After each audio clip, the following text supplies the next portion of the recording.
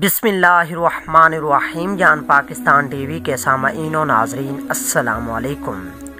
रसूलुल्लाह सल्लल्लाहु अलैहि वसल्लम ने फरमाया कि हमारे और काफरों के दरमियान फ़र्क नमाज है। जिसने नमाज छोड़ दी उसने कुफर किया। 3 इंसान ऐसे हैं जिनकी नमाज कबूल नहीं होती।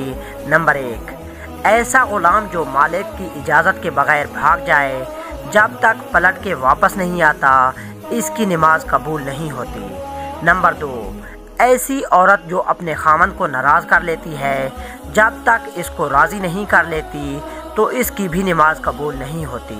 नंबर 3, ऐसा इंसान जो लोगों को नमाज पढ़ाता है लेकिन लोग इसके गुनाहों की वजह से इसके पीछे नमाज पढ़ना नहीं चाहते, इसकी भी नमाज कबूल नहीं होती।